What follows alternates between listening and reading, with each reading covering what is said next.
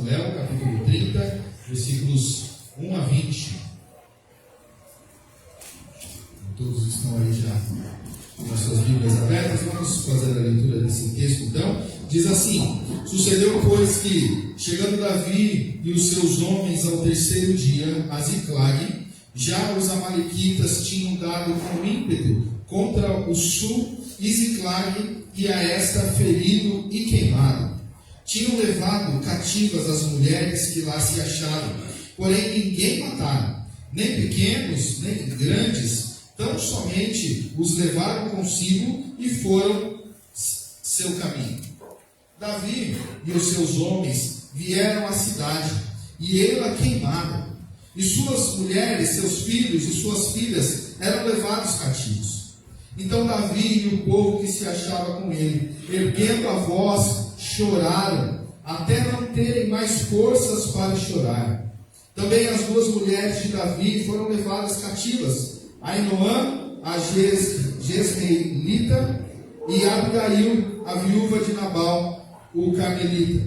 Davi muito se angustiou, pois o povo falava de apedrejá-lo, porque todos estavam em amargura, cada um por causa de seus filhos e de suas filhas. Porém Davi se reanimou no Senhor seu Deus.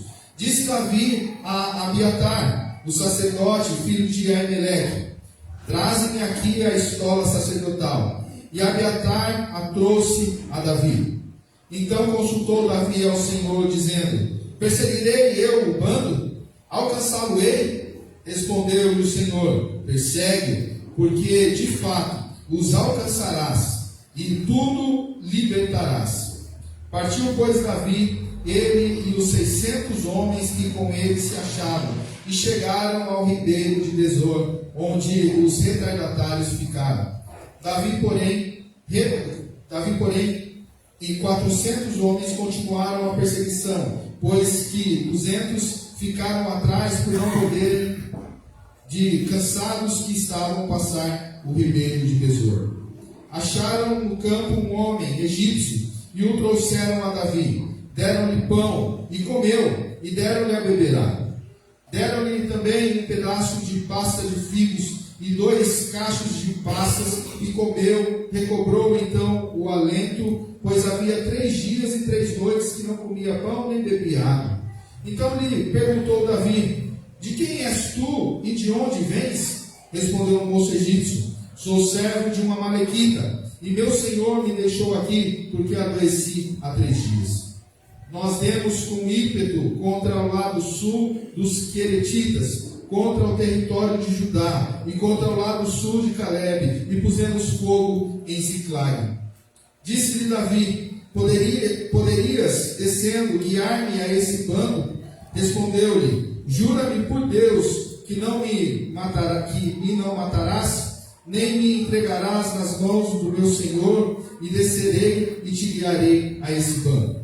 E descendo, guiou. Eis que estavam espalhados sobre toda a região, comendo, bebendo e fazendo festa, por todo aquele grande despojo que tomara da terra dos filisteus e da terra de Judá. Feriu-os Davi desde o crepúsculo vespertino até a tarde do dia seguinte, e nenhum deles escapou, senão só 400 moços que, montados em camelos, fugiram. Assim, Davi salvou tudo quanto havia tomado os amalequitas. Também salvou as suas 2 mulheres. Não lhes faltou coisa alguma, nem pequena nem grande, nem os filhos, nem as filhas, nem o despojo, nada do que lhes havia tomado. Tudo Davi tornou a trazer. Também tomou Davi todas as ovelhas e o gado, e o levaram diante de Davi, e diziam: este é o despojo de Davi. Até aí, vamos orar mais uma vez. Senhor Deus, te agradecemos, ó Pai, porque o Senhor é um Deus vivo. Te agradecemos, ó Pai, porque o Senhor está presente neste lugar. E cremos, ó Deus, que o Senhor é quem nos direciona, o Senhor é quem nos guia. E te pedimos, ó Pai, mais uma vez, nos guia, ó Deus, em adoração ao Senhor. Nos ensina, Pai, nesta noite. Nos ensina, ó Deus, como nós devemos nos portar dentro das nossas famílias, ó Deus. Como nós podemos lutar pelas nossas famílias, ó Pai. Que em nome de Jesus o Senhor nos encha de sabedoria, nos encha do seu Santo Espírito, ó Deus, e nos ensine a cada dia. Em nome de Jesus. Amém. Muito bem, como a Camila já falou, mês de maio é o mês onde nós começamos as comemorações do mês da família, né? Para quem quer casar aí é o mês das noivas, né? Mas para nós que já somos casados, é o mês da família. E eu gosto muito desse mês, em especial porque também é meu aniversário, né? Então é um mês que é gostoso, é prazeroso pregar também, falar de família. Porque a família é o maior bem que Deus nos dá, não é verdade? E diante de tudo isso, nós vamos, nesse mês de maio, estudar sobre essa temática, sobre o tema família, o nosso maior patrimônio. Esse vai ser o tema da série. E pensando um pouco sobre família, nós sabemos que a família é quem norteia a sociedade. Então, quando nós olhamos para a sociedade, nós vemos que ela é um reflexo das famílias que vivem nessa sociedade.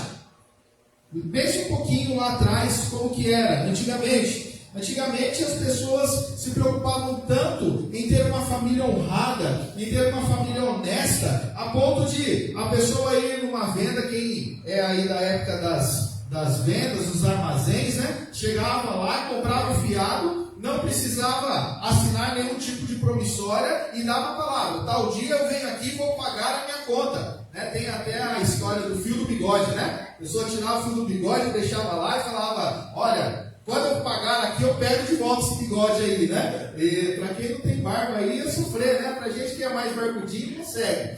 Mas naquela época a palavra era lei. O que o homem falava, você podia confiar. Hoje em dia, as coisas mudaram. Hoje em dia, a ideia de uma família honrada, de uma família honesta, tem caído por terra.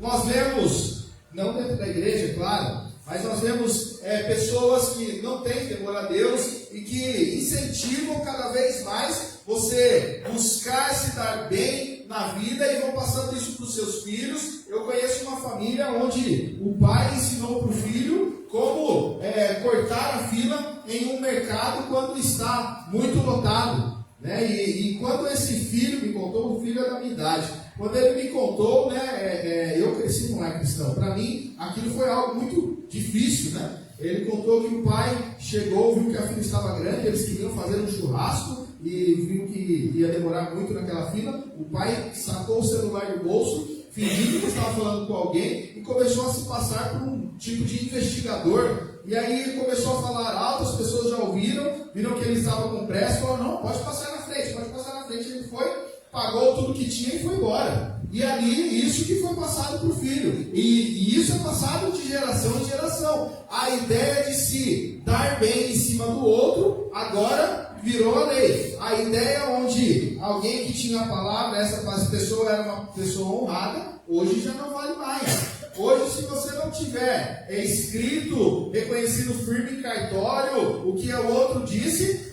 você com certeza aí não vai poder cobrar o que foi prometido. Não é verdade isso que eu estou falando? Ou isso aqui é só coisa da minha cabeça? Nós vivemos num mundo assim. A sociedade é reflexo da família. Portanto, quanto mais a família é bombardeada pelo inimigo, quanto mais o inimigo muda os valores das famílias, a sociedade sofre com isso. Irmãos, quanto mais enfraquecido o conceito de família se torna, mais forte se torna a debilitação da sociedade. Nós somos chamados para viver de maneira diferente enquanto famílias do Senhor. Somos chamados para viver de modo diferente. Essa música que acabamos de cantar, como nós já falamos, muitas vezes nós precisamos cantar pela fé mesmo. Eu, quando escuto ela, eu tenho na mente um fato que aconteceu com meu irmão. Meu irmão ia participar de um encontro de casais e ele toca violão de modo bem amador mesmo, e ele estava ensaiando essa música para cantar, para tocar nesse encontro de casais lá da igreja dele. E ele cantava A Minha Família é Bênção do Senhor, e enquanto ele cantava na sala ensaiando, a brigaiada dentro de casa estava terrível. Era a mãe gritando com os filhos, o irmão brigando com a irmã, e ele cantando lá, e teve uma hora que ele parou e falou, gente, o que está acontecendo? Eu estou cantando uma coisa e a gente não está vivendo nada, vamos parar, vamos acalmar. E as coisas se acalmaram lá, todo mundo, né, se perdoou ali, e as coisas voltaram para o eixo. Mas a verdade é essa, irmãos, que não existe família perfeita. Todas as famílias passam por dificuldades. Eu não sei se você aí assumiu o compromisso da leitura anual da Bíblia, mas se você tiver assumido esse compromisso, muito provavelmente você está lá no Antigo Testamento. E ali você vai vendo como que as famílias passaram por tantas lutas, tantos problemas. Nós gostamos tanto de falar de Davi, né, que é o foco dessa noite, mas quando nós olhamos para a família de Davi, é uma luta terrível. Um filho que estupra a irmã, o outro que mata o estuprador, e esse que matou o estuprador se proclama rei em lugar do seu pai, e o pai tem que sair fugido para não morrer nas mãos do filho. Olha que coisa terrível. E as famílias têm problemas, mas a verdade é que Deus pode restaurar todas as coisas. Portanto, o tema desta noite, para nós pensarmos aqui, é lute pela sua família. Lute pela sua família. E é sobre isso que eu gostaria de falar nesta noite. Esse texto começou nos contando uma história que aconteceu numa cidade chamada Ziklag. Davi estava fugindo do rei Saul. O rei Saul queria matá-lo. E ele então vai para o território dos filisteus. E ele então se ajunta com um rei filisteu de Gate, chamado Aquis.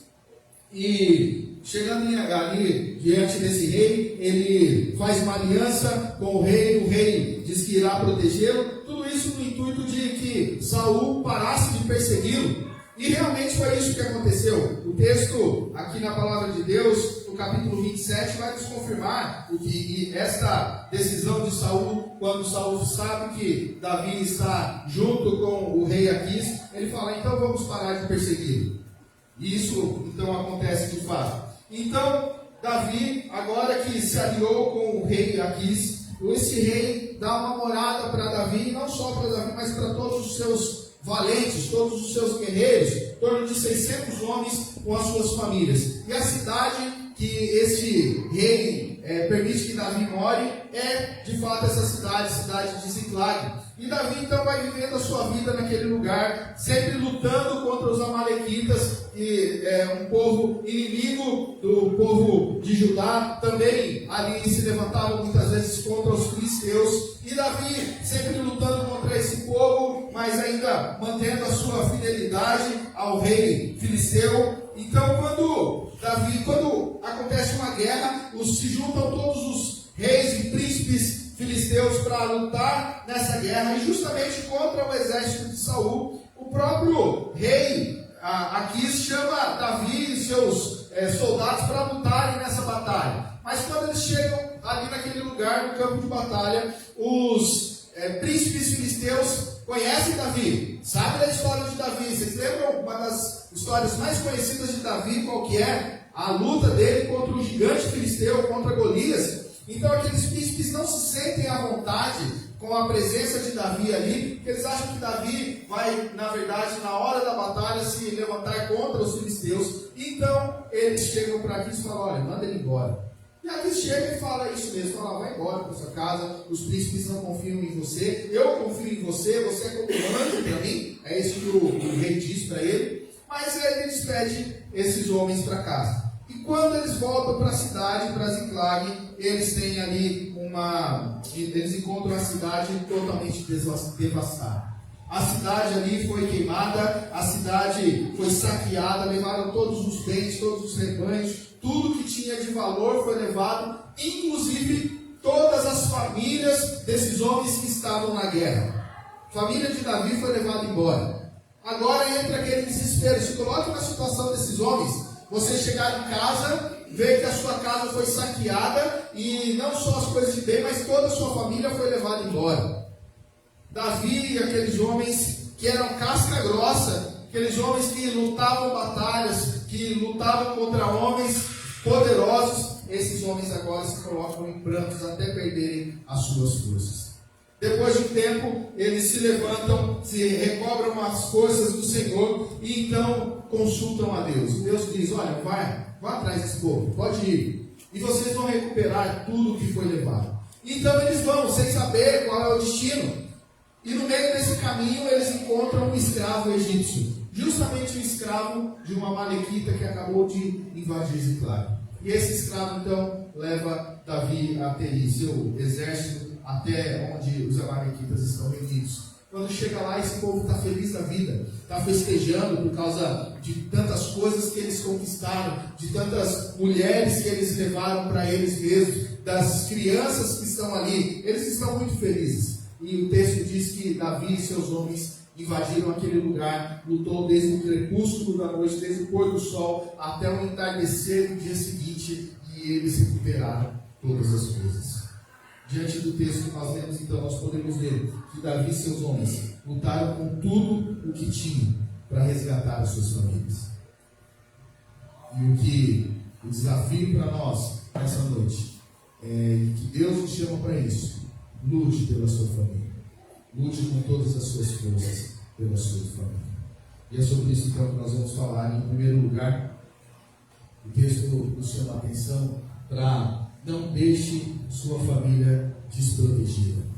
Não deixe sua família desprotegida. Como nós já dissemos aqui, o rei Davi, ele tinha sido chamado pelo rei Aquis para batalhar contra o seu próprio povo, e Davi vai junto com os seus 600 soldados.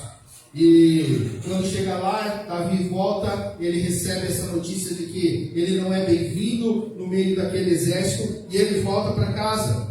E por maior lealdade que Davi devesse ao rei Aquis, quando nós paramos para analisar, nós podemos perceber que ele não deveria estar pronto naquela batalha. Davi não deveria estar na linha de frente junto com o rei Aquis. Davi sabia quem era o povo que estava sendo liderado por Saul. Davi sabia que esse era o povo de Deus. E Davi está ali agora, pronto para batalhar uma batalha a qual ele não foi chamado por Deus para batalhar. Davi abandonou a sua casa para estar num lugar onde ele não deveria estar. E quando ele chega lá, esse rei manda ele ir embora. Davi deixa a sua casa vulnerável para satisfazer este rei. Os amalequitas, inimigos de Davi, invadem Ziclag, levam tudo o que eles tinham. Agora uma pergunta para nós, irmãos. Do mesmo modo que Davi fez uma aliança com alguém que não deveria ser feito, quantas vezes nós juramos lealdade por coisas que nós não deveríamos fazer? Juramos lealdade a outras coisas que muitas vezes nos levam a deixar as nossas famílias desprotegidas. Ou ainda, quantas vezes nós saímos para batalhar lutas as quais nós não somos chamados para batalhar, e assim deixamos as nossas famílias de lado? Quantos de nós temos perdido as nossas famílias em busca de outras coisas? Essa família foi sequestrada pelos amalequitas, todas aquelas famílias. A pergunta para nós é: o que tem sequestrado as nossas famílias? Talvez filosofias têm sequestrado as nossas famílias? Filosofias que nascem do coração pecaminoso do ser humano? Talvez a falta de tempo tenha sequestrado as nossas famílias? Talvez você viva assim, viva uma vida tão corrida, tão difícil, uma vida tão complicada que a gente não tem tempo para nada. Mas quando nós paramos para pensar sobre o tempo na nossa vida, nós gastamos tempo com tantas outras coisas e deixamos de investir o nosso tempo na nossa família. Quantos de nós temos tempo para ver séries no Netflix? Quantos de nós, aí para os homens, gastam o seu tempo para ir jogar uma bolinha no meio da semana? Quanto tempo nós temos gastado com coisas que não vêm a contribuir com a nossa família, pelo contrário, deixa a nossa família vulnerável? Quantos de nós têm vivido uma vida em busca do sucesso, em busca de ser bem-sucedido financeiramente? Trabalha para poder viajar cada vez mais, para poder comprar cada vez mais. E aí, quando olha diante de tudo isso, se satisfaz, fala: olha, conquistei todas essas coisas com o suor do meu rosto, mas a família está um desastre. Isso é sucesso? O mundo nos apresenta o sucesso de uma maneira, a Bíblia nos apresenta o sucesso de outra maneira. Sucesso é você ter a sua satisfação plena no Senhor. Sucesso é olharmos para os nossos filhos e ver que a cada dia eles têm dado um passo a mais em direção a Deus. Sucesso é nós podemos entrar dentro da igreja e declarar, como Josué declarou: eu e minha casa serviremos ao Senhor. Não sei aqui quantos viram nas últimas semanas reportagens sobre adolescentes que estão sendo violentados dentro das suas próprias casas. Na semana retrasada, teve uma reportagem assim no Domingo Espetacular, na Record, e na semana passada no Fantástico, sobre adolescentes que entram em um aplicativo, um programa chamado Discord. Eu acredito que os mais jovens aqui vão conhecer esse aplicativo. O Discord é como se fosse uma ferramenta de conversa, onde se é usado muito para quem gosta de jogar, né? As pessoas se juntam ali em salas e tudo mais e vão conversando sobre isso. E diante desses ataques que tiveram ultimamente aqui no nosso país, começaram a se investigar qual que era a fonte onde essas pessoas se reuniam, e descobriram que o Discord é um dos lugares onde eles têm se reunido, porque ali é um lugar onde não tem muitas restrições. E diante disso, o que estava acontecendo? Quais foram os depoimentos? Você encontra de tudo ali, desde maus tratos a animais, onde pessoas incentivam crianças a colocarem fogo em seus animais e filmarem tudo que está acontecendo. Outros mandando um adolescente colocar fogo no sofá da casa e falar: filma, não para de filmar não, é isso mesmo e tal. Essa uma outra que colocou fogo no gato e a casa pegou fogo, porque o gato saiu correndo e toda a casa pegou fogo. E isso agora, esse ainda é o menor dos problemas. Um outro pior: algumas adolescentes sofrendo estupros virtuais. Não sei se você já ouviu falar sobre isso. Uma menina onde, a pedidos, mandou fotos nuas para dentro dessa plataforma, e agora as pessoas que são os administradores daquela sala, daquele grupo, começaram a chantagear essas meninas. No caso, uma em especial que foi mostrada. Essa menina, ela era obrigada a todos os dias a entrar em um horário determinado, sem roupa, nua, e ali ela ficava na frente da tela do celular, da tela do computador, ali da câmera, e ela tinha que fazer algumas coisas que aqueles homens mandavam ela fazer. Uma das pessoas foi presa, um jovem de 20 anos da cidade de Passos, em Minas Gerais. Mostra todo o modo de tortura desse homem com essa menina, onde ele dizia: olha, agora você se curva diante de mim, eu sou um Deus para você. E a menina em prantos, sem roupa, na frente daquela câmera fazendo isso. Outros que mandam as meninas se cortarem, se corte seu braço, se machuque, e cortando outras partes do corpo, e aí você pode imaginar onde estou falando. Tudo isso para satisfazer essas pessoas. E a chantagem é: se você não fizer isso, eu vou expor tudo que você fez para os seus pais, vou expor tudo que você fez na internet. E essas meninas estão presas dentro dos seus próprios quartos, sendo sequestradas dentro da sua própria casa. Queridos, o que tem sequestrado a sua família? Vamos falar agora dos cristãos. Eu sigo muitos jovens aí na rede social. Agora chegou a hora dos jovens aí, o coração ficar acelerado, né? Eu vejo tudo. Eu não sou Deus, né? Eu estou em todo lugar, mas eu trabalho com TI, estou de olho em vocês, queridos. Não vou falar da nossa igreja, não, vou falar de outras igrejas, né? Porque os nossos são santos.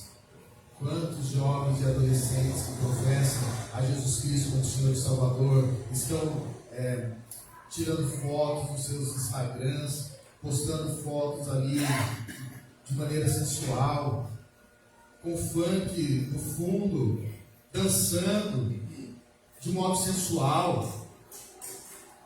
Queridos, puxãozinho de orelha para vocês aí. Não vamos fazer isso não. Isso não engrandece a Deus, pelo contrário. Isso aí afasta cada vez mais as pessoas de Deus e te afasta de Deus. Agora, pais, onde vocês estão deixando seus filhos fazerem isso? Sequestradores estão entrando dentro da sua casa, debaixo do seu nariz, e você não está vendo isso. Porque estamos lutando batalhas as quais não somos chamados para batalhar. Estamos deixando nossas famílias vulneráveis em busca de outras coisas, sendo leais a outras pessoas, sendo leais a chefes, patrões, e deixando de lado a nossa família, deixando com que os sequestradores queimem tudo, levem tudo que você tem. E quando você chega e percebe isso, é tarde demais. Abra o olho, lute pela sua família, busque conhecer a sua família.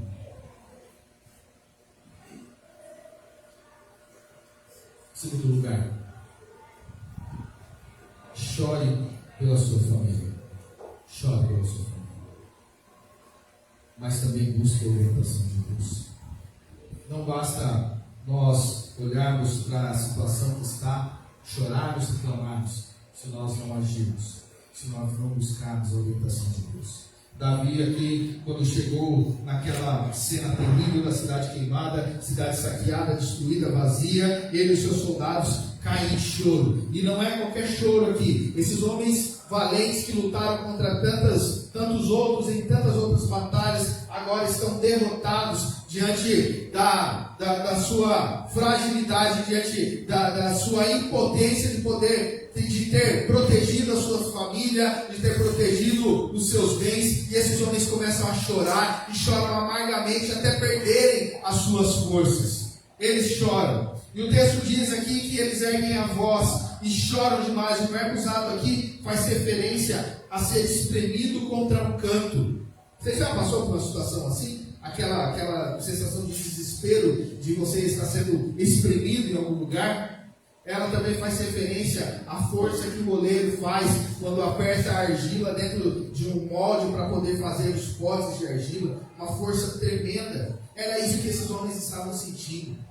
E esses homens então, chorando demais, com talvez até a dor de um luto, por não entender o que aconteceu com seus familiares. Não tinha ninguém ali para dizer se seus familiares estavam vivos ou mortos. Não tinha ninguém nem para dizer quem de fato tinha levado os seus familiares e todas as coisas daquela cidade. Mas esses homens então choram amargamente. De uma só vez eles perderam as suas casas, perderam os seus bens, perderam as suas famílias. Ainda, diante de toda essa situação de tanta tristeza, o povo se levanta contra Davi e começa a acusá-lo, querendo até apedrejar a Davi. Irmãos, talvez você esteja passando por um momento assim também, como se o exército inimigo tivesse entrado na sua casa, massacrado a todos. Talvez dentro da sua casa os filhos não querem mais se relacionar com seus pais. Talvez o casamento já esteja por um fio, vivendo um casamento de fachada. Os pais já abriram até mão dos filhos, porque já não aguentam mais. Já estão a ponto de rejeitar os seus filhos. É tempo de chorar. É tempo de chorar pelas nossas famílias. Eclesiastes fala que há tempo de chorar, tempo de rir, tempo de plantear, tempo de saltar de alegria. Se a sociedade é um reflexo das famílias, então é tempo de toda a igreja chorar. É tempo de nós chorarmos pelas famílias. Ontem fomos passear lá em São Pedro, no termo de São Pedro. E em um determinado momento ali, em uma das piscinas, tem um palco. E ali subiram algumas pessoas e começaram a tocar as músicas do TikTok. Né, as músicas do momento do TikTok. E ali, aquelas músicas indecentes demais. Aquelas músicas terríveis. Eu já comentava com a Camila que eu acredito que deveria ter uma lei de censura para que não pudesse ser tocado em qualquer lugar esse tipo de música. Né? Como filmes têm a censura de idade, né? Músicas deveriam ter também, né? E em locais públicos não deviam ser tocadas essas coisas.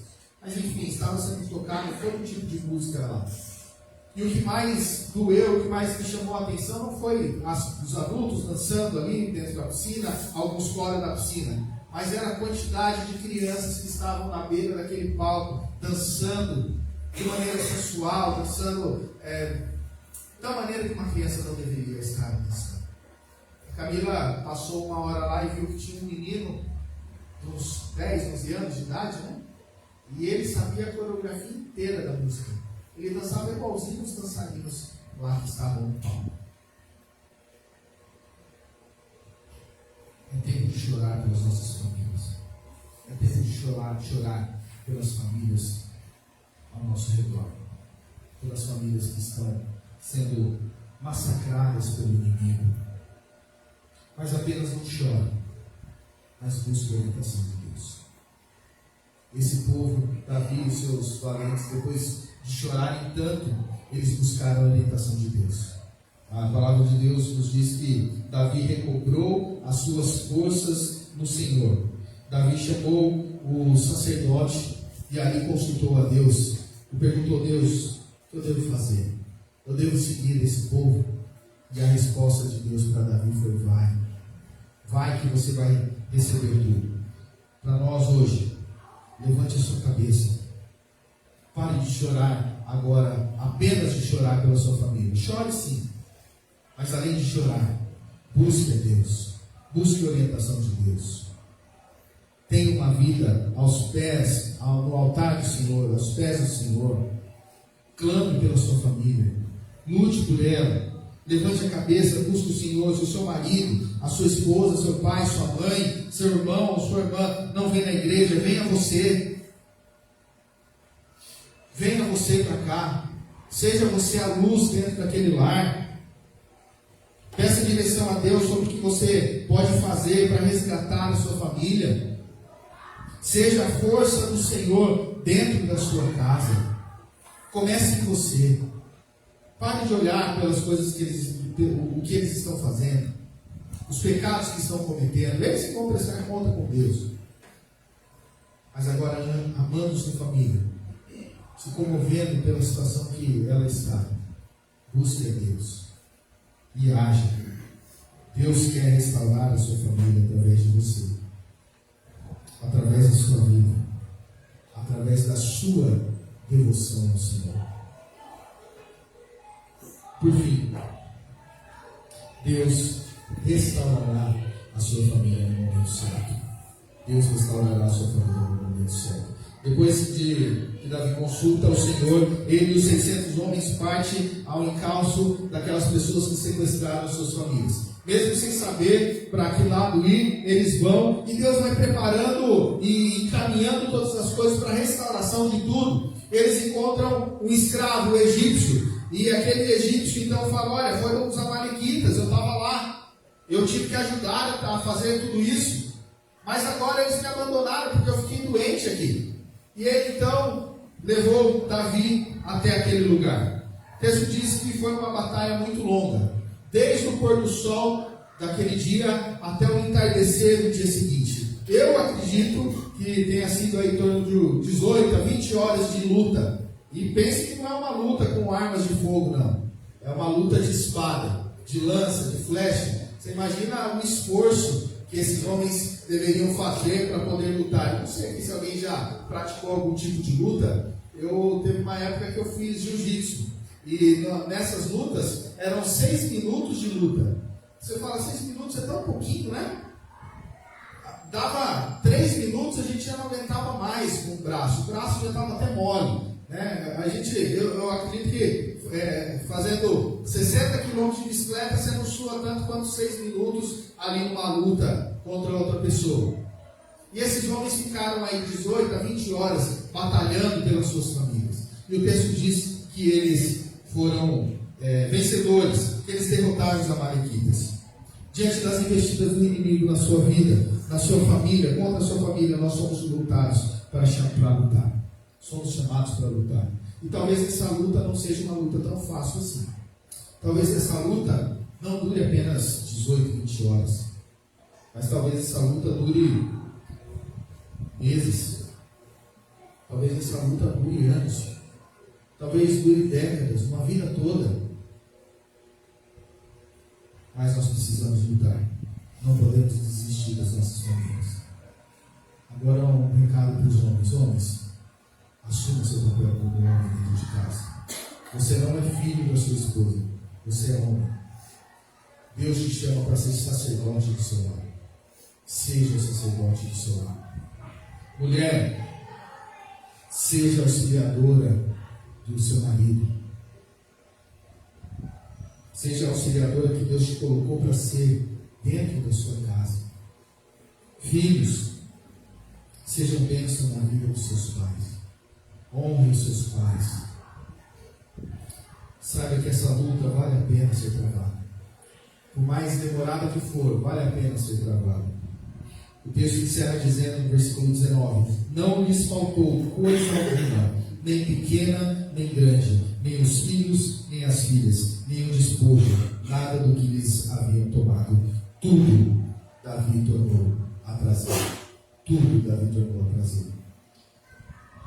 No momento certo, Deus vai restaurar a sua família. No momento certo, Deus vai restaurar todas as coisas. E Ele vai te usar para isso. Ele vai te capacitar para isso. Seja luz dentro do seu lar. Para concluir, irmãos, eu queria desafiar a igreja hoje a fazermos um exercício durante esse mês de maio. O desafio é orar pela sua família todos os dias do mês de maio. Então, eu queria te desafiar para você chegar na sua casa, definir um horário e colocar um alarme lá no seu celular para todos os dias, na hora que você escolher, você parar o que estiver fazendo e orar pela sua família. Mas assuma esse compromisso de verdade.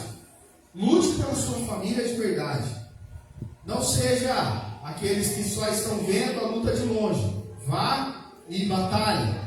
Deus está te chamando para lutar pela sua família. Então faça isso. Coloque um horário, um alarme no seu celular. Tanto pais quanto filhos façam isso. Cumpram esse compromisso. Não falhem com esse compromisso. E além disso, uma vez por semana. Olha aí que simples, hein? Uma vez por semana. Você vai chamar toda a sua família e orar com eles. Vocês vão parar o que estão fazendo e orar. E aí eu vou te desafiar ainda mais uma coisa. Esse aí agora é para ver quem vai fazer esse desafio ou não. Você vai tirar uma foto. Vocês gostam de tirar selfie? Você vai tirar uma foto e vai postar lá no grupo da igreja.